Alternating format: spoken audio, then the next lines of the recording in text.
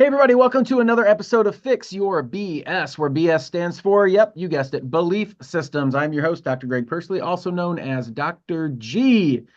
And in Fix Your BS, we are talking about five major pillars of life: relationships, business, or career, money, health, and beliefs. And I look through the internet and find amazing individuals that are successful in one or more areas in their life. And they give you stories and tips and strategies so you can implement what they've done in their life into your life and really live your dream life on your terms. And that's what this is all about. And today we're talking to somebody I met not too long ago, but is somebody I started following and really impressed by the content and some of the people that he's hanging around and doing things for. We have Bridger Pennington today. He is the co-founder of Fund Launch, which is an education provider for anyone wanting to learn how to launch real estate funds, private equity funds, and, just funds in general. I love talking about money, funds, and, that's really a hot topic. A lot of people shy away from that. And so I can't wait to dive into some of your expertise. And thanks for being here, Bridger. Dr. G, good to be here. Good to be on the show. I'm excited to talk today and we'll dive into some fun stuff, but thanks for having me. It should be a fun time. Yeah, absolutely. So a friend of mine, we were mutual friends, if you will. They introduced Yeah. us, and it was really because I saw some of the stuff that you were doing on Instagram. First of all, I love the content that you're putting out there, talking about different things, how people can put together funds, and you talk about some of the wealthiest people and what they're doing, and you highlight following. Look at what they're doing. They might be saying one thing, but they're doing this other thing, and it's starting these funds so people can invest with them into real estate or into other private equity things. So tell us a little bit, first of all, give us an idea of where you came from and why you got into this industry. I know, but the audience doesn't know. So fill us Yeah. in. Well, that post you referenced, I mean, it's very interesting. There's a lot of these online creators. I mentioned Grant Cardone, Cody Sanchez, Pace Morby, Ty Lopez, and they all sell courses online. They all teach you something. They have YouTube videos, but all of them are launching investment funds. Even I had an opportunity to hang out with Russell Brunson a lot last year and Alex Hormozy and a bunch of those guys. And guess what they're all doing? They're doing private equity strategies. They're acquiring businesses at mass, essentially running a fund. That is what they are doing. This is the game the wealthiest, most powerful, most successful entrepreneurs on earth are playing. There's a couple of funny posts like millionaires. The number one category of millionaires is real estate. That's the thing that's made the most millionaires. The number one category of billionaires is investment funds, primarily private equity. And that's the game we're talking about, this game we play in. So I run two investment funds currently, and then I help people online also run funds.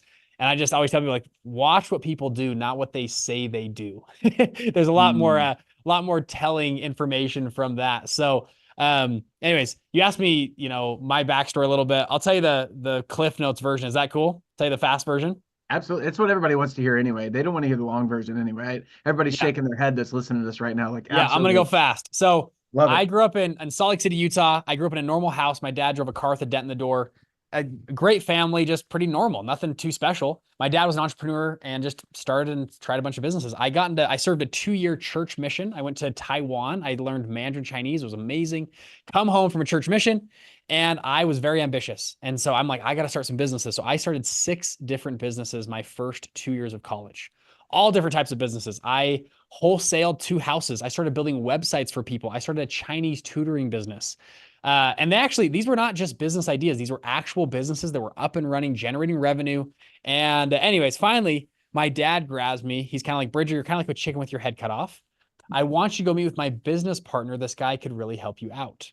So I set up this meeting. I'm 21 years old. I drive to this guy's house and I pull up, and he lives in this gorgeous, beautiful home, beautiful white mansion, pool in the backyard. There's a basketball court in the basement, like everything. I'm like, wow, this is insane. I go knock on this guy's door. I go talk with him in his big living room, and we start to discuss life.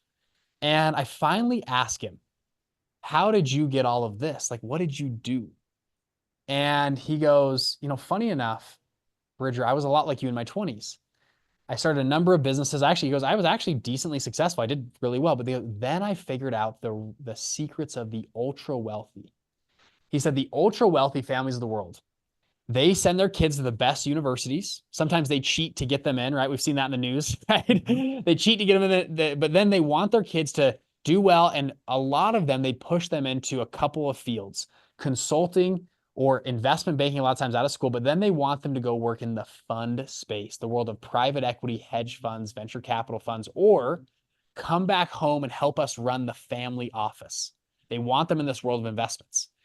And he goes, I met a guy that ran a private equity firm. And he goes, I didn't even know what the words private and equity meant together. But he goes, I met this guy who's one of the wealthiest people I'd ever met, young guy. And he's like, I set a goal at that point. I didn't care how long it took me. It took me 1 year, 5 years, or 20 years.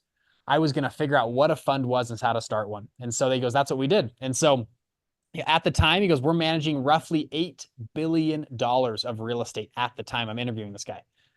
And I was blown away. I was like, wow, that's crazy. That's just for reference. If you follow Grant Cardone online, that's 2 times bigger than Grant Cardone today.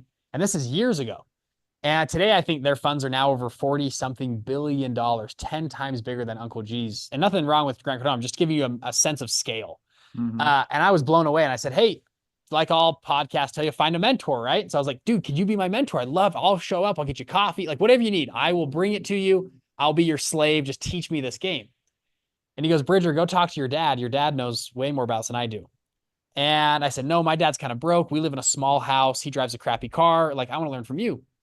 And he says, Bridger, sorry to break it to you, but me and your dad make about the same amount of money. And my chin dropped to the floor. I was like, what? Like, come again? He's like, yeah, me and your dad are pretty much equal business partners. And so I left this dude's house. I drove straight to my dad's house. I was like, Dad, what the heck? Like, what's going on? Like, why do you drive a crappy old 1999 Ford Expedition when you're managing billions of dollars? Like, where's the disconnect here? And anyways, long story short, my dad tells me, he goes, I'm pretty conservative with my money. I like to save and invest my money. My partner likes to spend his money, but yeah, we've done pretty well with these funds. And to make a long story again short, I started to go to my dad's house every Sunday night, and he would whiteboard and teach me about investment funds and how funds are built and how to raise capital, how to put them together, how the SEC works, how compliance works, how international feeder fund structures work, all the whole thing. And like anything in life, when you start to learn about something, you start to identify that thing in your life. And so I was 22 years old in college. I now, 6, 7, 8 months later, I saw an opportunity that I could launch a fund in one of the businesses. I was an intern at one of these. So I was in school as an intern at another company nearby, that we could launch a fund for this company. They needed internal financing for their clients. Thought it was a cool idea. We took it to my dad. We started to market it around. It actually was going to launch. It was actually a pretty cool idea. We liked the whole mechanics of it. My dad helped me think through all the stuff. I then was like, crap, I got to raise money. So I went and pitched my dad for money. My dad said no. He said, if I invest in your fund, I would ruin the experience of you raising money on your own. And he said no. He kicked me out, and he said, you need to go learn how to raise money on your own. And actually, from then until now, I've now launched 3 funds after that. My dad has never invested in a single deal or fund I've ever done, but he's been a great mentor and coach. And so I went out, I raised a whopping $49,000 for my first little syndication fund. And it was a small little thing, but we got started. I got a 64% cash on cash return to investors on that first syndication. So small amount of money, but good amount of return. Our next fund, we raised and deployed millions of dollars out of the next fund. We did over, I think, 300 deals roughly over about 3.5 years. Did extremely well. That fund crushed it. We had a bunch of investors come in and we did extremely well. I then had a competitor come and give us an offer and actually buy our fund out. So we had an exit on that fund, returned all capital to that. It was very, very cool. And then since then, we launched a company called Fund Launch. We had a lot of people asking myself, my dad, my brother is also an investment funds attorney. And so he's worked at the largest law firm in the world for funds. He was a chief compliance officer at a $600 million real estate fund. So we started to make content online. And that content started to grow. We started making courses, and then we brought in other coaches and people. And now we've had, get this, we've had this is crazy to me. We've had over 100,000 people take one of our courses on funds. 100, which is bonkers to me.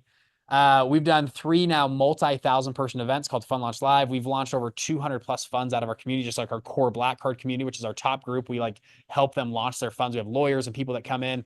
It's been crazy. We have 15 student funds over $100 million. And then now I've launched 2 more funds, and I run a blockchain fund and a GP stakes fund as well with that. And we're off to the races. So we're still growing, having fun. And that's that's my origin story a little bit. I'm married, I'm a wife, I've got a kid and another kid on the way, and I just love my family, love everything about this, and it's just awesome. So I'll stop there. There you go, Dr. No, G. well, Back to I you. love the enthusiasm though. I really do. I think there's a lot of people that start into a business with enthusiasm, but as the business gets hard, because all businesses get hard in some way, shape, or form, which is really just a learning curve. The excitement, the fun kind of wears off. So I just love that you've been doing this a long time and you're still, really I can see the passion in what you're doing. I really love that. Yeah. I want you to define a little bit though, like you said there's a lot of people that may be a business owner, my audience, business owners, entrepreneurs, but they still don't know what a fund really is. So when you talk about private equity funds or real estate funds, give us a basic definition of those things and how they're used and how they generate revenue. Yeah. So most basic sense, all a fund is a pool of money. Investors put money into that pool. People like me and you, fund managers, can draw from that pool of money, go make investments. Whenever those investments make money, it flows back to the pool, and then we just split the returns with ourselves and the investors. So that's it. That's a very basic concept. This is like back to like the medieval times. It was like, hey, me and Greg are gonna go launch a blacksmith shop, put some money in. When it starts making money, we'll split the returns. Like that's all a fund is. It's actually very simple. So what's the difference then between a hedge fund, a private equity fund, a real estate fund, venture capital fund? Like what are the differences? The differences are what they invest into. That's it. They're actually structured almost the exact same on the back end. We launch right now about 2 to 3 funds per week out of our Black Card group. I see every type of fund. They're almost structured pretty much the same, almost all of them. The difference is what they invest into. So for example, is an easy one, a real estate fund. What's that? Well, it's a pool of money and they buy real estate. Like that's it. And then when the real estate makes money, it flows back. Okay, so what's a private equity fund? What does that mean? It's a pool of money. Instead of buying real estate, they buy private equity. They buy private ownership in businesses. They buy privately held businesses. So a good example is Sycamore Partners. They're on Wall Street. They manage about $10 billion. Sycamore Partners owns Staples, Aeropostale, Nine West Shoes. 2 years ago, they were trying to buy Victoria's Secret. That's a private equity firm. We've had a lot of businesses buying up. They do micro private equity. They go buy their competitors. They're buying up a conglomerate of food franchises or different gun stores or different big box, whatever the area they want to buy. They buy dental practices. They buy car washes. This is the world of private equity. It's a pool of money. You're going and buying privately held businesses. So what's a hedge fund? A hedge fund is a pool of money. Instead of buying real estate or private equity, they buy public companies. And a lot of times they're hedging, but the space is kind of expanded. Just a hedge fund buys public securities. So stocks, bonds, options, Forex, crypto. That would be a hedge fund. So I run a blockchain or crypto hedge fund. We have a pool of money. We manage about $20 million right now. We buy cryptocurrencies primarily. It's one of my funds. We do a very risk mitigated, very safe portfolio to allow investors to have exposure to crypto. So I go on venture capital. They're a pool of money. They invest into early stage startups. So that's the whole world. It's actually not that complex. Something that really frustrates me about the world of finance, if you're very, very fancy, the world of finance, is how they make simple concepts very complex. So regular people don't understand it and they need to hire smart professional money managers to help them. So, but that's the basic definition of a fund. Well, I love that because that made it really, really simple for average individual or even a business owner to understand. Because a lot of times you think of funds, you think of things like, well, it's funding something, but what is it funding? And it's kind of in the description a little bit. Yeah, I love that though. Like Can I in add the on? world of making things more complicated than they need to be. I obviously I'm a doctor, but I went from doctor to business consultant because I learned how to actually run a business that is not being, where I'm not stuck into it. So I teach other people how to do that. But it's the same thing with the human body. You'll name things like habitus longus. It's like, why didn't you just say, the long muscle in the head or whatever? Like, why don't we just say what it actually is? Why do we have to actually, make it more complicated than it needs to be? In the world Yeah. of money, it seems like that happens a lot. Yeah, exactly. And I'll add on this. Funds, this simple concept has created the most billionaires statistically than any other model on earth. It's wild how much money can be created in this because you have such an amount of leverage with a fund. Imagine what your business could do if you had $30 million in a pool sitting, waiting for you to buy up your entire supply chain and all your competitors Think about how Yeah. you could expand or grow or move. Uh, and typically it doesn't take a large team to do this. You can do this with a handful of people. You can manage hundreds of millions or billions of dollars. Ken Griffin, one of the most successful hedge fund managers currently, he made $4 billion last year just from one income source, his fund. That's not net worth. That's not, that's not his stock price went up and down like Elon Musk. He made that like income from his fund, 4 billion. That's, it's just stupid how much money he's making, $1 billion a quarter. If you break it down, like he bid on one of the original documents of the Constitution last year. I think he bid it up to $45 million. And everyone was, wow, I can't believe Ken Griffin throwing his money away, 45 million, like, which is a lot of money. $45 million is a lot of money. If you do the math, Ken Griffin makes that much money, not in net worth, not in his stock price. That is income to him.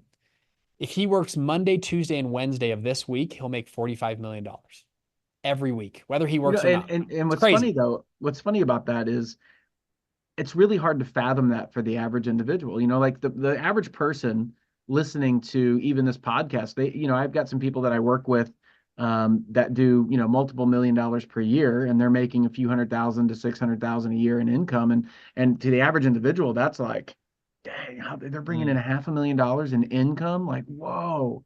So it's really hard to wrap your head around somebody making $45 million in 3 days. It's mind It boggling. really is. It's kind of bonkers math. It's strange. And the way I think about, this game of funds, I think about this in business in general. So when I was starting out, I started all these little businesses. So I started, Chinese tutoring business. I'll use that for an example. I had 6 different people tutoring for me. Margins were super thin because I got to pay a tutor. I got to pay marketing.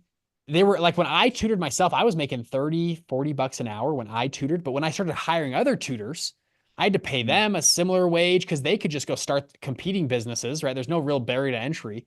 And it was a very compressed margin business. I started to look around at I started to look at businesses as business vehicles. Mm. If you're going to devote your life to something and become the best in the world at something, which all of us should do, like you should think, okay, I got 30, 40, 50 years in a career.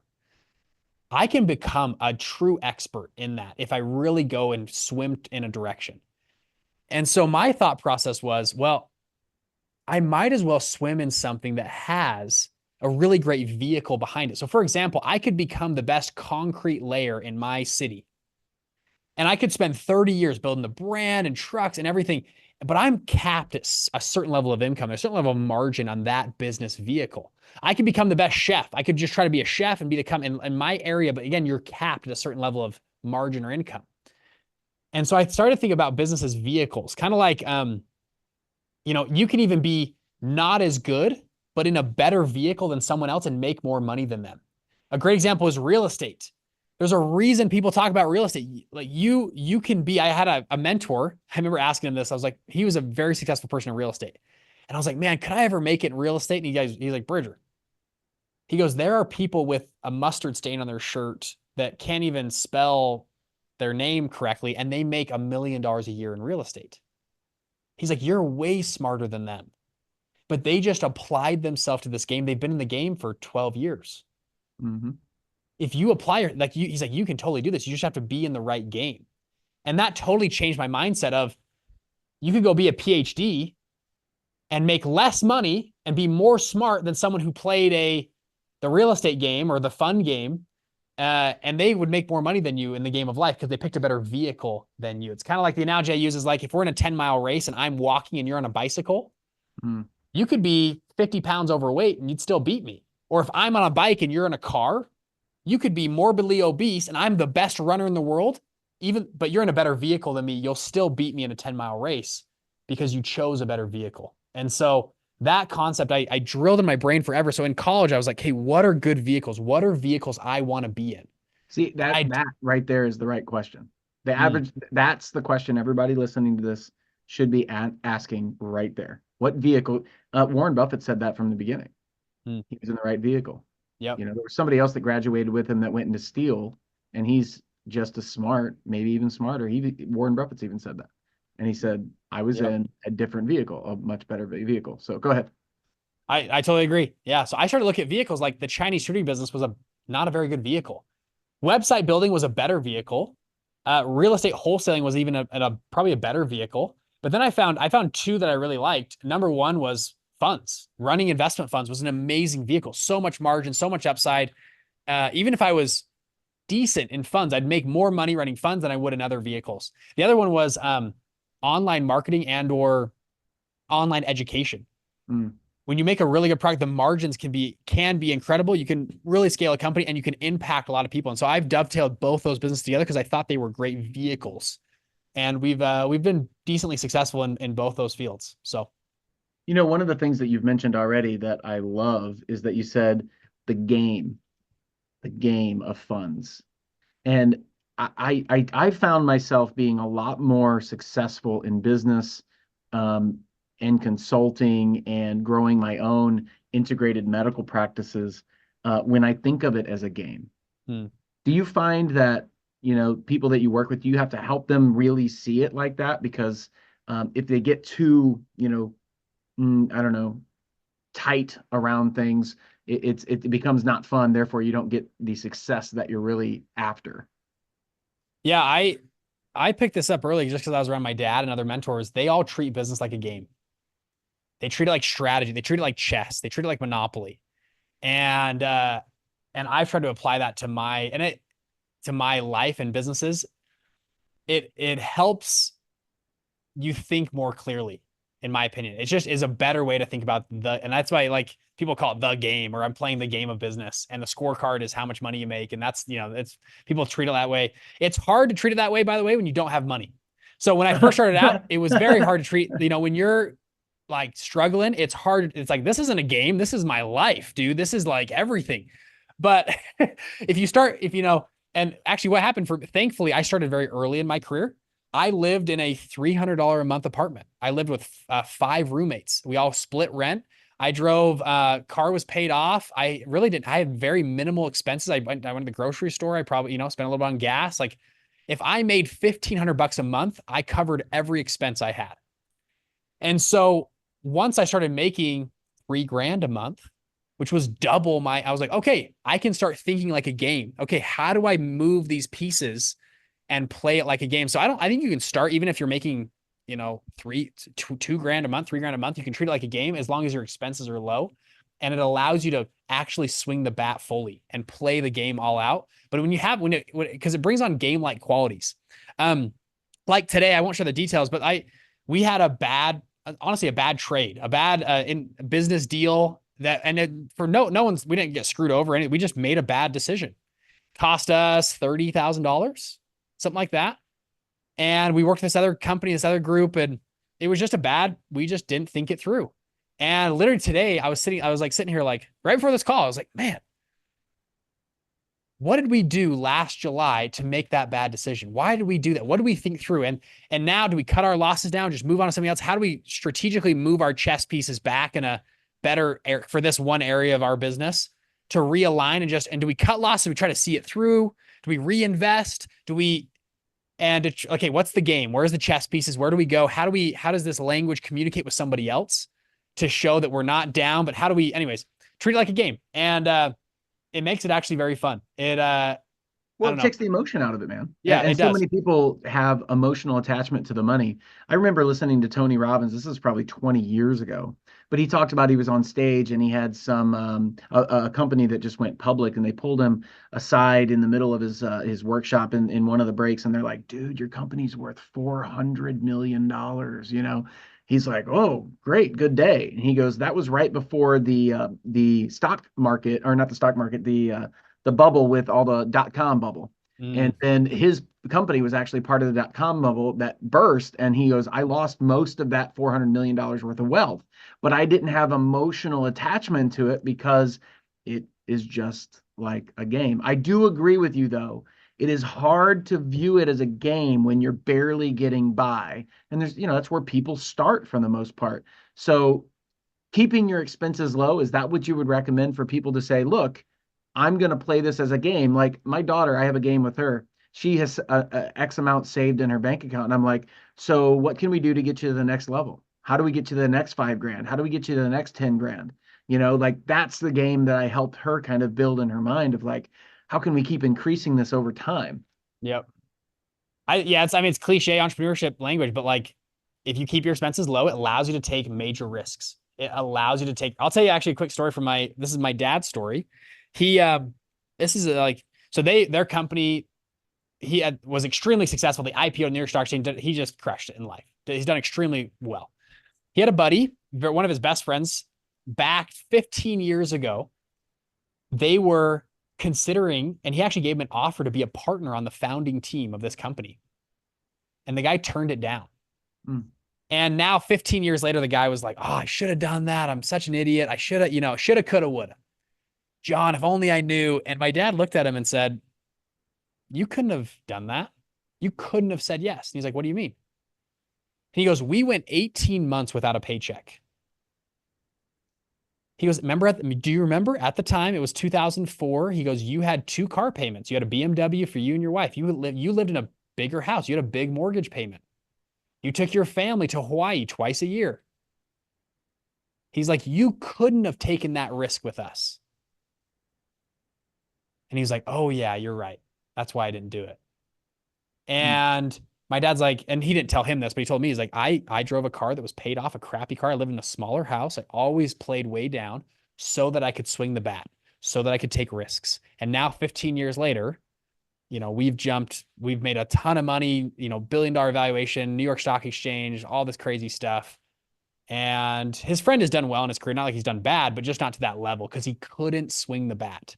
And so put yourself in a situation, most people never actually swing the bat. Most people actually, they half swing, they do a check swing. They talk about, they're entrepreneurs. I was a entrepreneur for a long time. They're not actually entrepreneurs.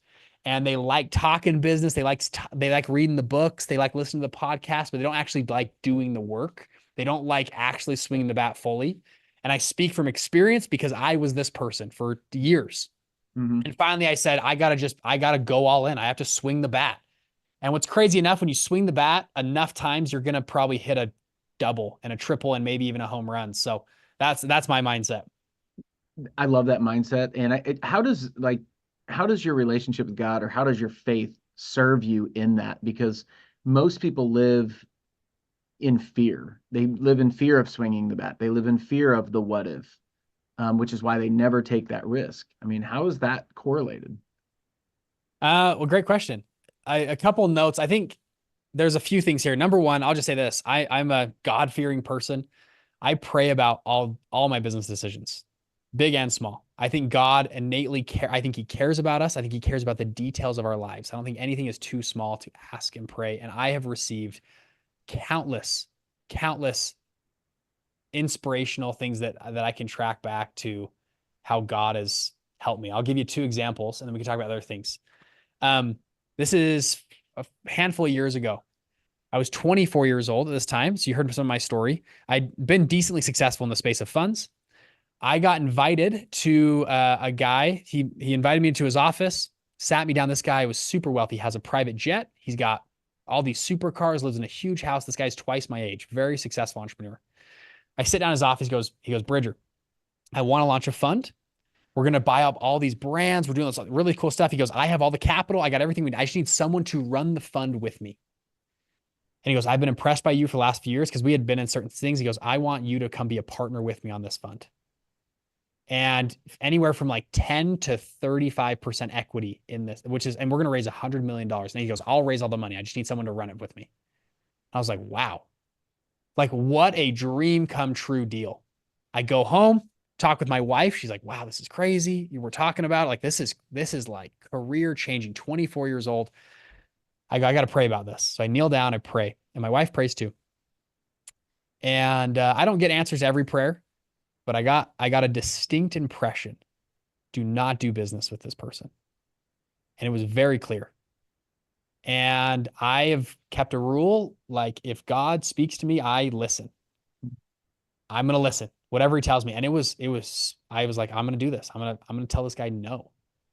And I go tell him, I think I called him or something. I went to his office. I said, hey, for reasons I can't explain, I just have to say no. This sounds awesome. And he was kind of like, really? You're leaving? This is millions of dollars you'll make at 25 years old. And I said, I know, I'm sorry. And I said no. and went on my day. And it was hard. 2 weeks later, I get another call from a different guy. I go to his office. This guy drives a Ferrari, beautiful, huge, like same thing. Pitches me, Bridger, I want you to do a fund with me. I'm like, wow, holy crap, this is crazy. I go home. I pray about it again. Guess what the answer is? No, you should not do this. So in 3 or 4 weeks, I've had two people, very successful entrepreneurs, pitch me to do funds with them, like slam dunk home run funds. And I said no to him as well. I'm like, if God speaks to me, I'm going to follow. And then I just keep going on. I keep running my businesses. Nothing really happens. Nothing significant comes of that. I'm like, okay, well, I don't know why. I don't know why. So I go on for a year, 2 years, 3 years later. Now my businesses have done well now. We're growing, we're scaling, we're doing extremely well. We've done like 30 million in revenue. So we've done well with our businesses, nothing bad, but I'm like, man, what could have been? I pull up the news. Both those two guys have had separately major SEC claims, charges, fraud, Ponzi scheme, all sorts of stuff on them. Their whole lives are like crumbling publicly. And I'm like, oh my gosh. I dodged not one, but two major bullets from a prayer that I said 3 years ago and decided to follow with really I didn't really know anything for 3 years. Like that would have been career ending for me to be involved and wrapped up in those deals. That would have been terrible. And so, again, I'm a deep believer in God. I believe God loves all of us and cares about every single person. And innately, he cares about your businesses, your life, everything you're doing. And we're here on Earth School trying to get better and become more like him. So that's how I think about that. I can't remember the question you asked me, but I got off on a tangent. So I'll give it No, back no, to you. you answered the question really, really Yeah. well. And you basically, one of the things you mentioned was you were inspired, and people don't realize this. In fact, a buddy of mine, Ryan Pineda, and I were talking, and he was talking about, when he's inspired, and I'm like, yeah, that's called in spirit. Like the Bible teaches you to pray without ceasing.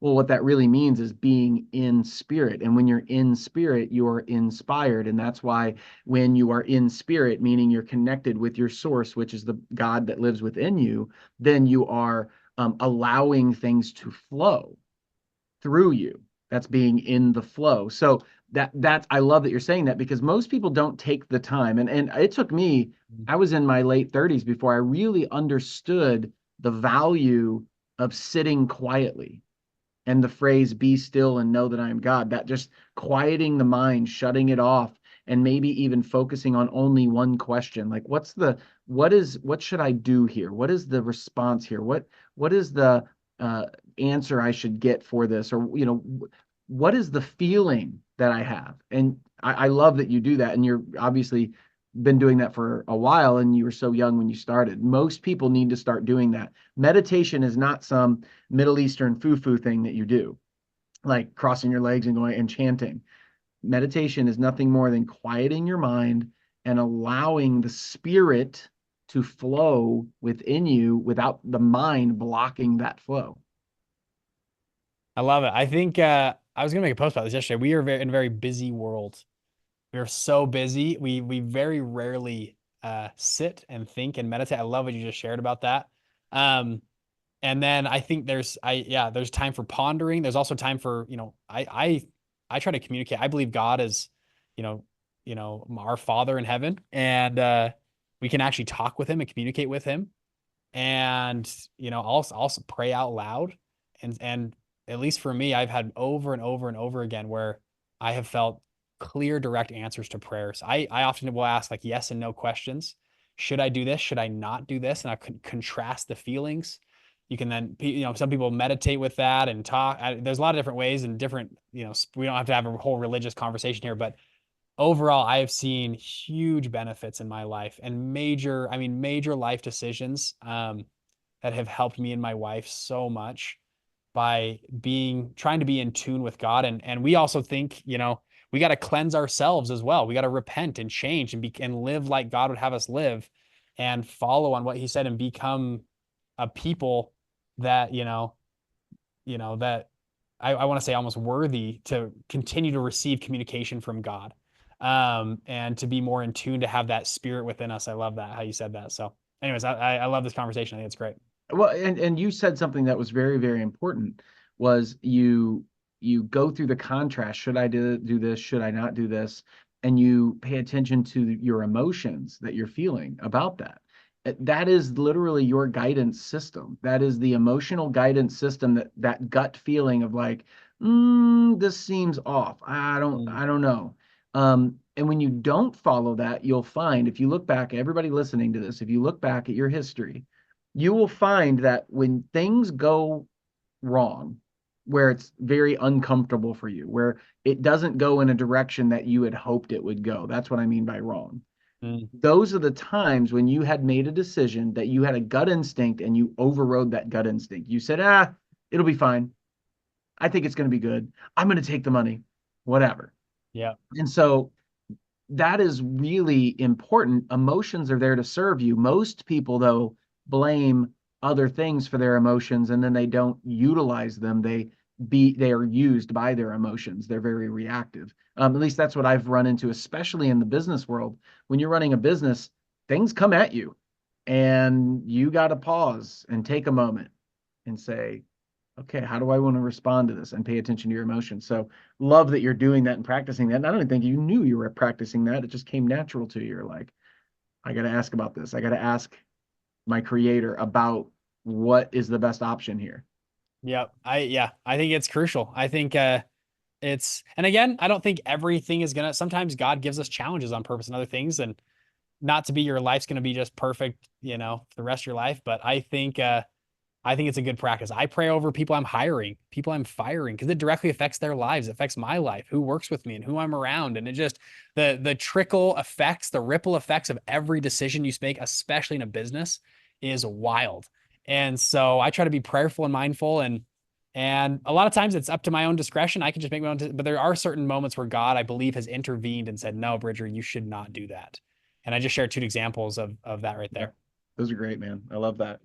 So as far as we talk about those five pillars, because really, like I said, if you have a great relationship with a spouse or a significant other, if your business or your career is in a direction that you are inspired and you're excited about it, if your finances, you're under control, you're utilizing them, it's a fun game to you. The scorecard is the money, and how you can replicate that money. If your health is going well, if you have a faith or belief system that is working for you, if you're playing at a high level in those five things, man, your life is sweet. I believe personally that we are here to enjoy and experience and have fun, even in the contrast. Well, that was uncomfortable. I didn't like that. That's interesting. What can I learn from that? How can I not replicate that? Ooh, this was really enlightening and exciting. What can I learn from that? How can I replicate that? Those type of things. So tell me, like, the highest value or the high value in your life. I mean, where is that high value in your life? Sorry, say the question again. The highest value that I find, that I derive from life. Yeah. A good way to say that. Yeah. Um, well, this is getting deep. I a core belief of mine, and this is me, maybe you guys agree with me not, is that we are on earth. The purpose of life is to become like God. It's back to our Mm, religious conversation. And so, well, let me unpack this for a second. And there's a lot of things that dovetail from that. And so we are on Earth School. We are here to develop and become more like God. And so having a family, having children, managing people, managing money, managing dollars, that's all things that God knows how to do and does well. He manages worlds or manages people, how you manage your emotions, you manage your physical body, you manage your, how can you, and that kind of dovetails into self-mastery, right? How can mm, you, like, I believe God is our father and raising us as children. How do I have a son and a daughter on the way. How do I raise children? And it's a very interesting thing that we get to practice, being parents. And it's one of the core things of life. Very interesting. We are seeing birth rates drop dramatically around the world. Less people are having children, having later in life. And back to your question, I have driven so much fulfillment out of having children.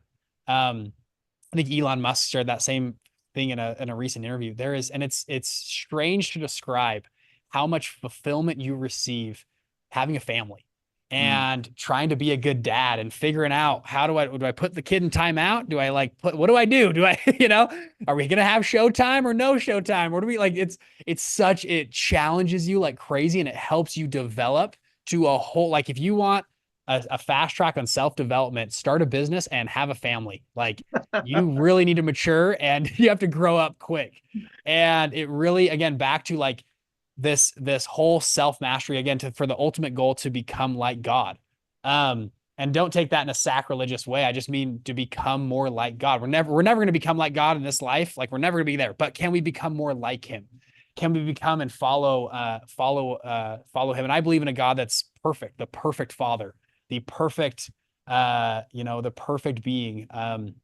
That's kind of how I visualize and I think of what's the nature of God and what's that like. So anyways, I can go on and on, but I drive a lot of fulfillment from being a father, from being a husband, from running a family. I drive a lot of fulfillment. I serve actively, and I mentioned religion. I serve actively in my church. I'm a member of the Church of Jesus Christ.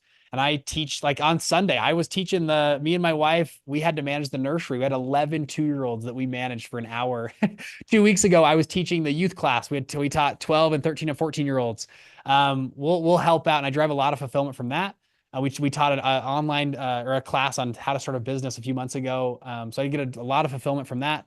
And then I actually get a ton of fulfillment from running a business. I see how it changes our clients, our customers, my employees, and it's just fun. I think back to I have a lot of fun managing my own life in a business, having a unique schedule, not being tailored down to a boss or someone else. Now, there's a lot of other problems that come with running your own business, but I love living my edge. I love living all the way to like I'm pushing the envelope.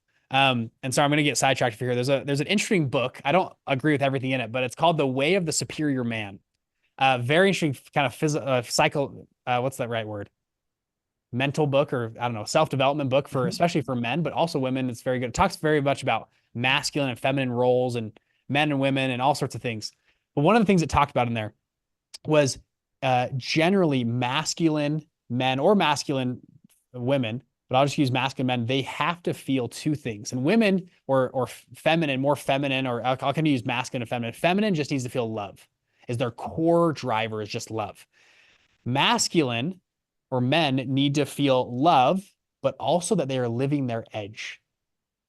And I thought this concept was so, at least it hit me. I don't know about you guys, but it hit me like this is so true. This is why men love sports.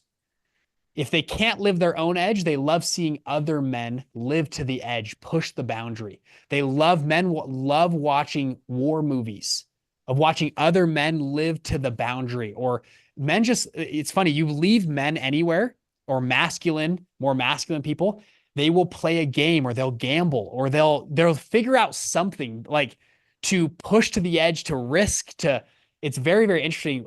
Anytime left alone, they will figure out, like in prison, hierarchies and structures. And they're just very interesting how that happens. And then the opposite is true.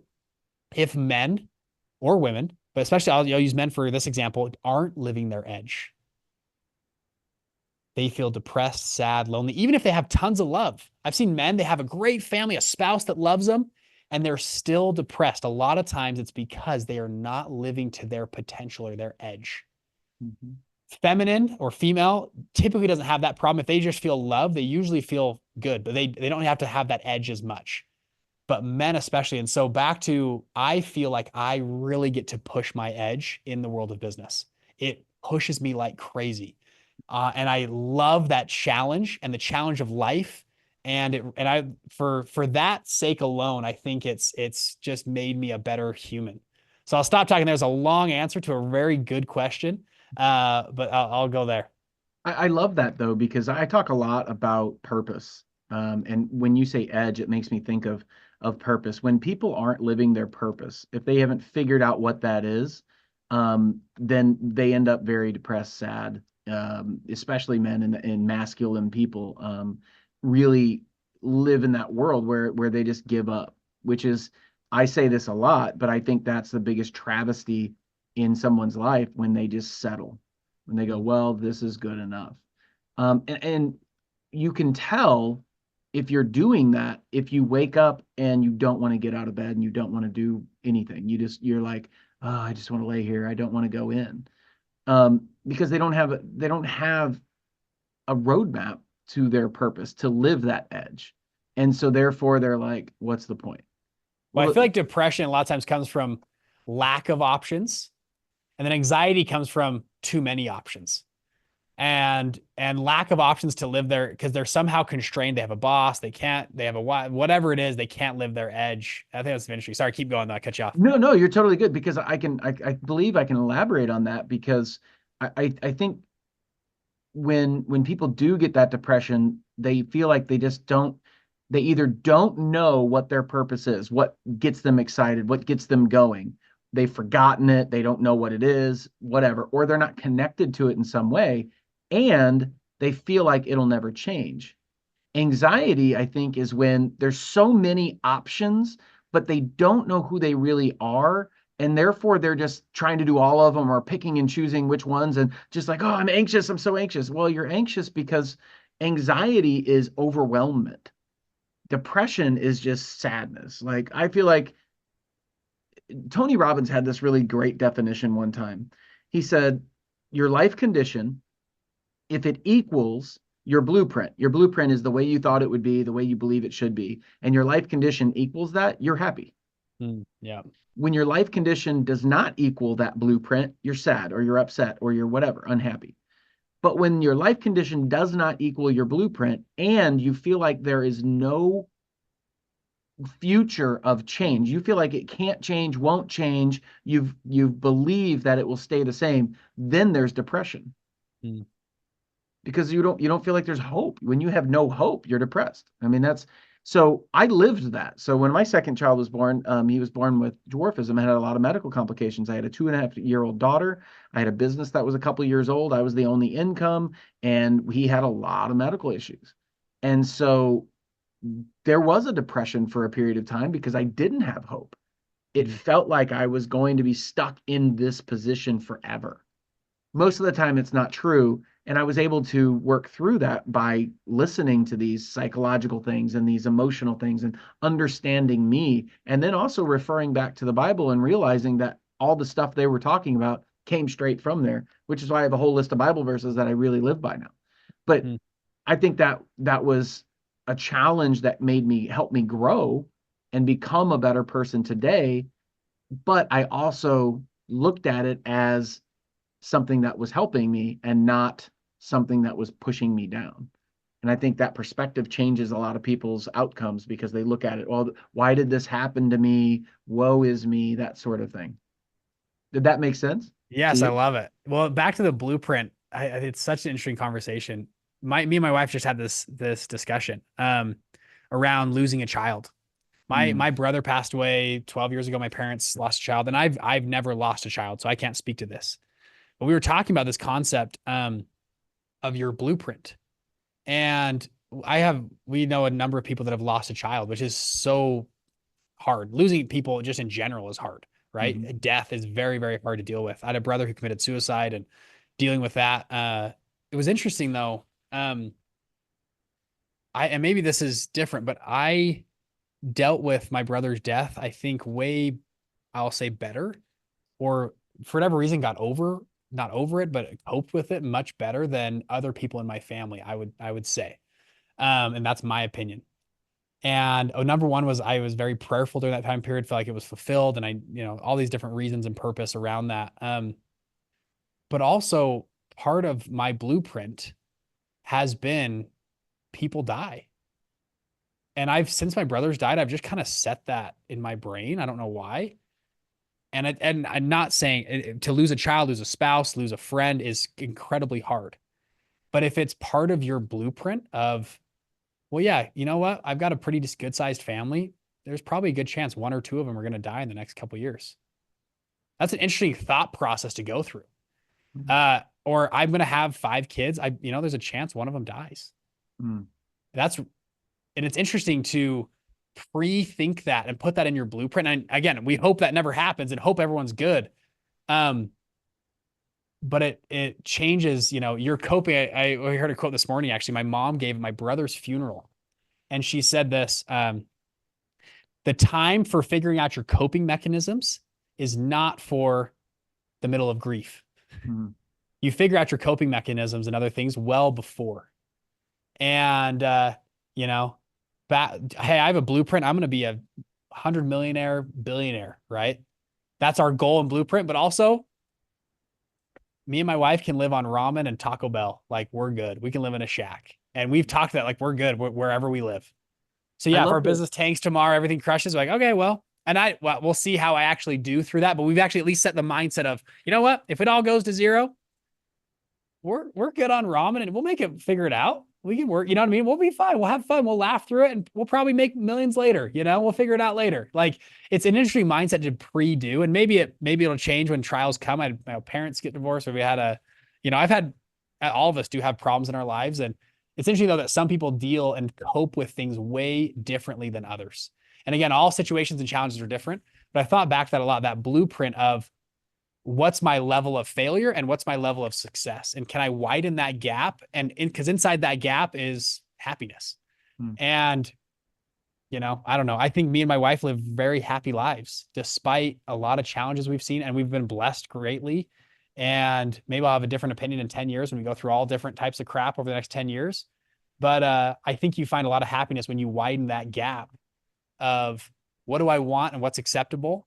And it's okay. So it's interesting. I don't know. I love what you said though about blueprint. It's very interesting concept to think through. I talk to a lot of people about happiness because, if you have a choice, if you ask the average individual, would you rather be happy or would you rather be sad?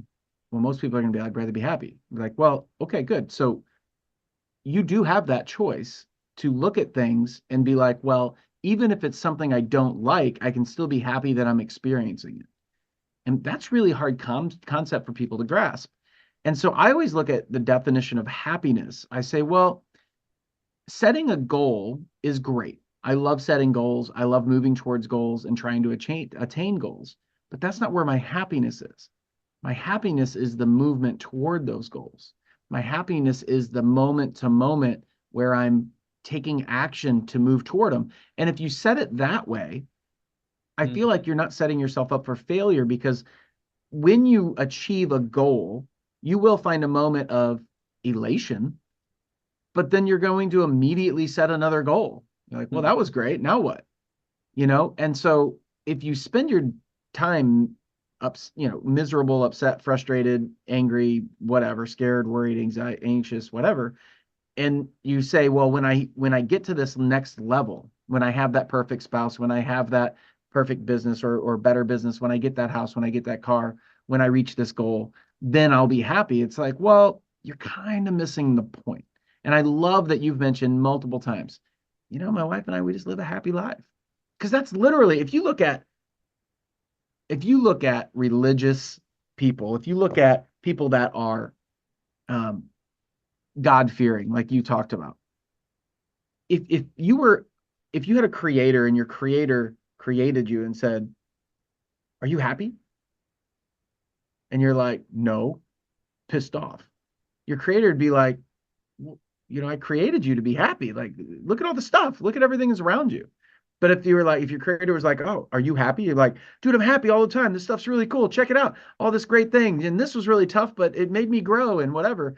That's a really simple way I like to look at it and say, well, the person that is happy for everything will have more opportunities and have more favor than the person that's disgruntled and pissy and crabby. So I look at it every day and I go, you know what? I'm happy no matter what happens. No matter what comes, I just want to live my life happy, because in reality, your emotions are who you are.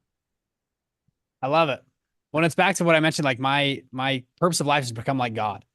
And if you really wanted to have perfect patience or perfect humility or perfect diligence or perfect, all these attributes, perfect faith, whatever it was, you'd have to go through some things that are hard, that are trying, that'll test your patience or test your humility or test your diligence.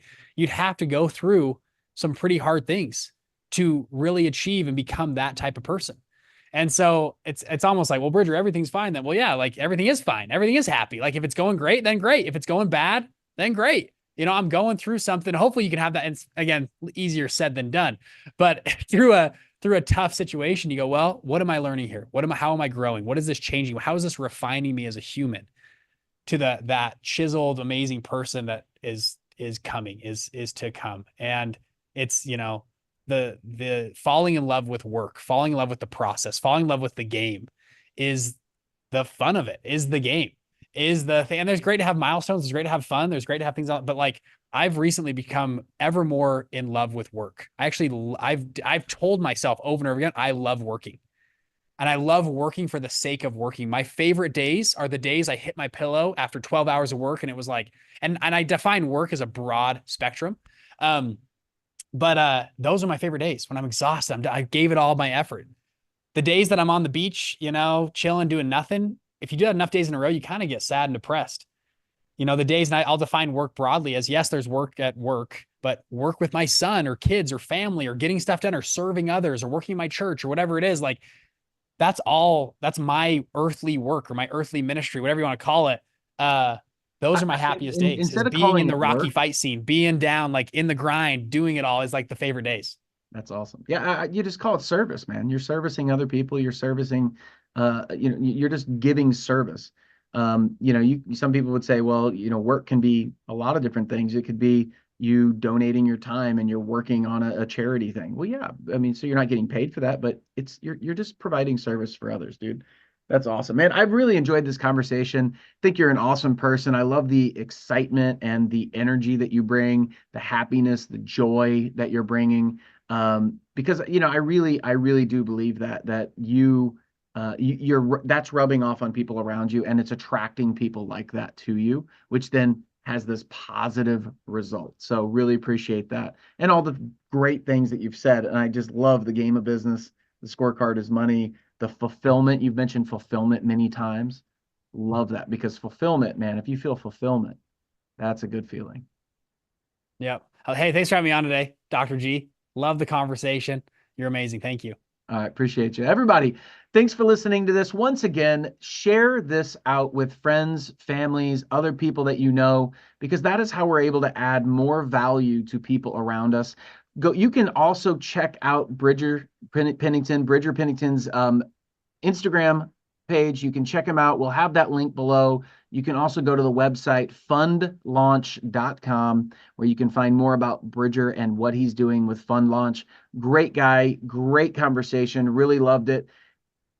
Until next time, keep working on those relationships, your business or career, your health, your belief, and your finances to build your life, your dream life on your terms. And we'll be here to help you do that. Like I said, I'm Dr. G with Fix Your BS, and we will see you on the next episode.